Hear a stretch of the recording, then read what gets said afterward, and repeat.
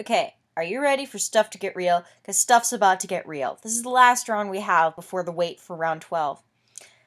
And there are going to be 15 rounds total. I will also say before we begin that, remember the dogfight, which I regret that I neglected to pull out that pun as it was happening. It was a literal dogfight with dogs.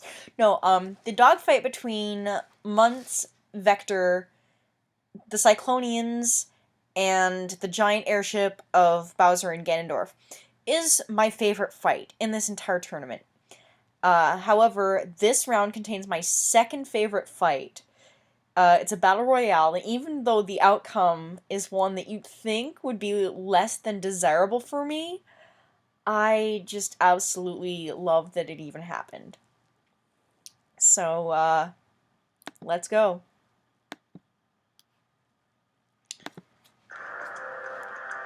First, there's a revelation. Remember when Bison... Oh, I'm sorry. It actually wasn't Kirby who refuses to make fun of Bison with corny memes. It's Toon Master. I apologize for mixing you guys up. But it wasn't actually Bison. It was a hologram from Nero Neosis.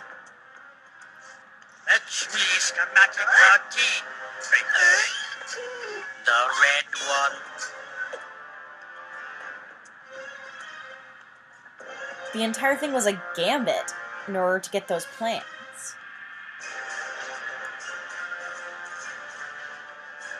Now, the use of Nero and Fritz was something, that I think Toon Master wanted to do on his own for a while.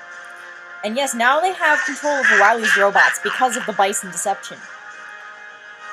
Anyway, some further use of Fritz is actually suggested by Beaten Senseless Niro 2 and has inspired what is going to be one of the final story arcs to happen. Megatron's returned home. Got real tired of Gladys's crap. Though I don't see how you can. Really, seriously, is there anyone who doesn't like Gladys?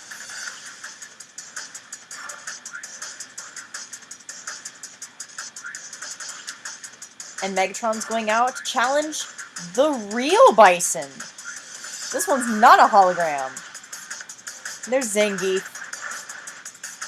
You remember when the Wreck-It Ralph trailer came out, and Zangief was the head of the support group, and 73 Women at the time was like, no, but Zangief isn't a villain.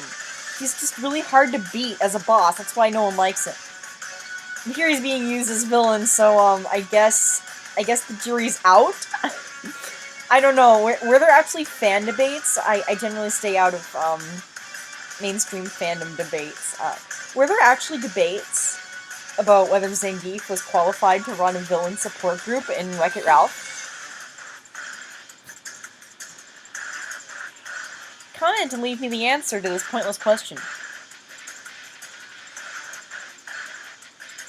This is a really nice fight, though, and it showcases just how durable Bison is against the forces of the freaking Decepticons.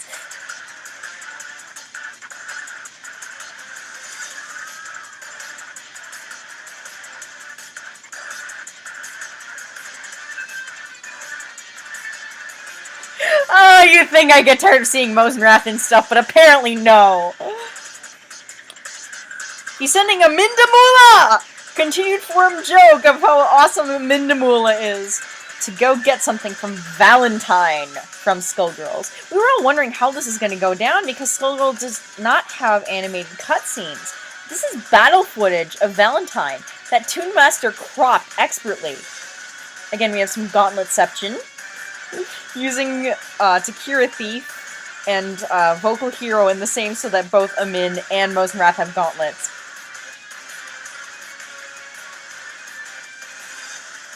Yeah, Skullgirls. I just like that all the fighters are so sexualized, but at the same time, I love the concept of a fighting game with an all-girl cast, and the world's really creative. The storylines are lacking now, but... Oh, this! Tell me where it hurts. It's probably one of my favorite gruesome deaths in any tournament. That counts, Count Olaf anytime he dies gruesomely. But yeah, there's some really good world building going on in Skullgirls, and I'm excited to see what develops in that plotline, because I know the creators are intending to do more, especially like with the prime timeline where everything comes together. Hopefully Miss Fortune survives it, because, you know, she lives in one and dies in another. But enough about that! Grimhilda's got a secret weapon against King Dedede. Anyone want to guess what it is? It's the best thing ever! It's ARBUTUS! Everyone's favorite one-episode wonder Aladdin animated series anti-villain. Okay, so I think, putting Mosenrath aside, Garden of Evil is my favorite episode of the Aladdin series, and I think that there are a ton of people who would agree with me, because it gets really deep. You know, about seeing past differences, about why some people may appear to be acting evilly, and what happens when people can't get along even though they all have the best of intentions. And it ends where the hero is in the wrong. And that's really deep. I love it. So anyway, Kirby and Toon Master are going to try to do more with ARBUTUS. We'll see if the footage works out. Because they want him to have more than just one fight, which would be really a nice send-off to give such an iconic character. Zorg's fighting Borf right now. 73 Windman was the only other person on the forum besides Kirby and Toon Master who even knew who Borf was. He's so excited. He's like, I know who Borf is! So yeah. Wily discovered that something's wrong. His schematics are missing. His robots have been taken by Neuroneosis. He has to hire some mercenaries. Who is the best team of mercenaries you can think of? The answer will be coming after this short meeting with the Warriors of Chaos.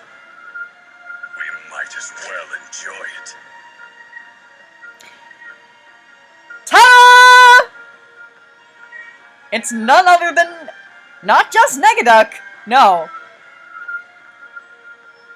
it's the entire Fearsome Five, including Megavolt. Heck yeah! Track the transmitter signal will give him the surprise of his very short life. And the Fearsome Five is going to go get revenge on Nero and Fritz for messing with the scientist syndicates. Now, how goes the search for my bride to be? Burn down every island in the Caribbean if you have to. But bring me my bride! It sort of looks like Ursula's mouthing it along with him to mock him. If you don't see this plotline coming from a mile away... Yep.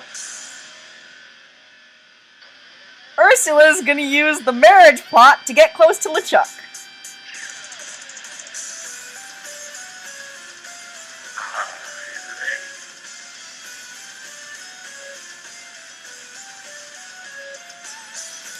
So, LeChuck marries, quote, Elaine, unquote.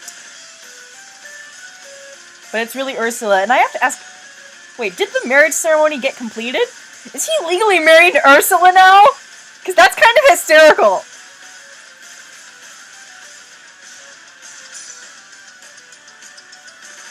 But she takes him down.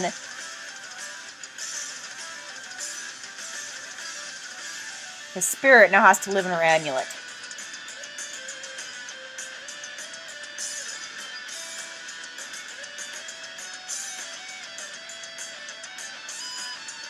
I just love that scene with the tentacle curl. I actually heard a little bit of gossip. She actually has 6 legs, not 8. The animators found it way too difficult to animate 8 legs doing all that writhing, and they made the right choice, because in the original film, the stuff they do with the tentacles is just beautiful. Dmitry Maximoff shows up to even the odds.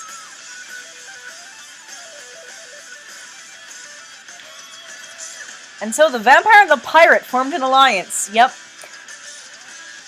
Rasputin is enlisting Scorpion's help to break into the underworld.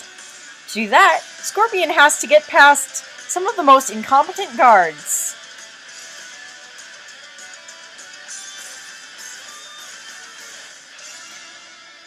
How come whenever anyone tries to break into the underworld, Pain and Panic think that they can possibly hold them off. The same thing happened with Demongo in Disney vs. Nod. And look at Scorpion, he's just like, I don't even believe you two. I really don't even believe you're trying this. That wasn't even any of my special moves. I just tied you together like a normal person would tie a shoelace. So now Rasputin has extra special plot device powers.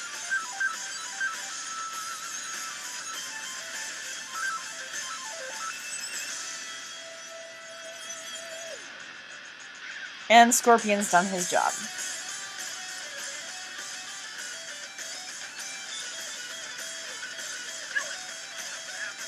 I mean, if he finds out. If it's good.